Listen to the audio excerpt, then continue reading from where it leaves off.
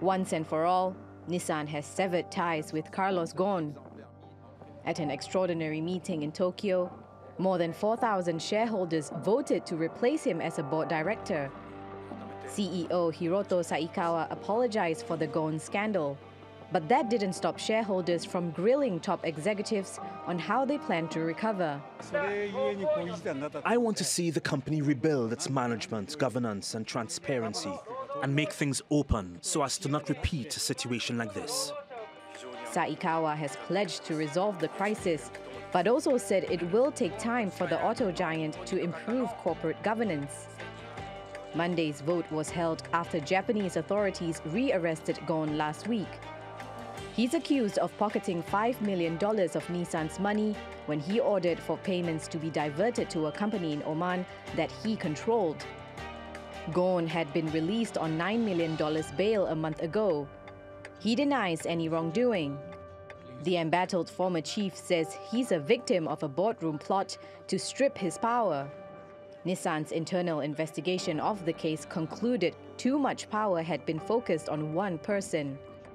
It also said Ghosn had used the company's houses, jets, and funds to benefit him and his family.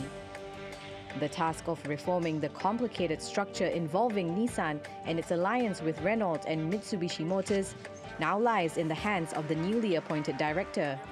I will constantly suggest the best possible evolutions in the framework of the alliance, which, as you know, has started a fresh new era.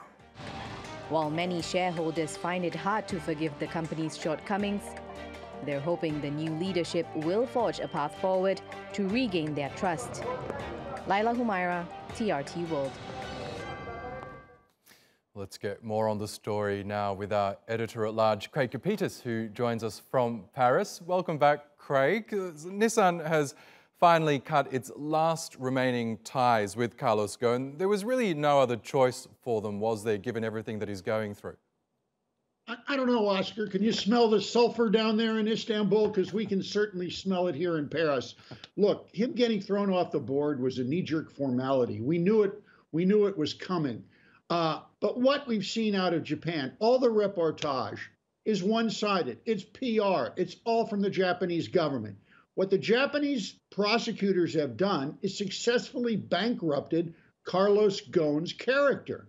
You know, Japanese politicians who kind of oversee these companies, they want to find in their corporate executives I guess you could call it a perfection that can only be found in a British butler. And they never got that with Ghosn, and they never liked him because of it. Interesting. Just ahead of his re-arrest, Carlos Ghosn had opened a Twitter account saying that he was going to ask a press conference in a couple of days' time, actually. And then we found that he was taken back into jail. Do you think the two are connected? Yeah, well, you know, what's the old saying? If it quacks like a duck and it walks like a duck and it looks like a duck, it's usually a duck. But Carlos Ghosn is not going to fight like a duck. He's going to fight like a caged dog here. If he truly abused his position at Nissan, the facts will become transparent as the court case goes on. But the Japanese so far have given him no indication, no opportunity actually to allow him to do this, to the point that the French ambassador had to sneak out his wife in the middle of the night because it looked like they might arrest her in connection with this case because they believe some of the money that Ghosn allegedly ripped off, of about $15 million in total, was funneled through one of his wife's companies. This is a clown show in Japan right now with Carlos Ghosn. Interesting, but it isn't just the Japanese who are going for him now, because after his latest arrest, Renault publicly criticised its former star executive for the first time, accusing him of questionable and concealed practices. Do you think then the French and Renault in particular are now going for Ghosn as well? I believe the French did that because they want to keep this alliance alive, and it looks like it's going to die. They had to throw Carlos Ghosn under the bus, and that's what they've done. And quite frankly, knowing Ghosn's character, he's a toughie, as you know, we've discussed before on the program. He probably would have done the same thing. This is a stopgap measure, I believe, to keep Nissan afloat, and it's got an awful lot of trouble, an awful lot of trouble. You know, this is humiliating for a Japanese company to be saved by a foreigner.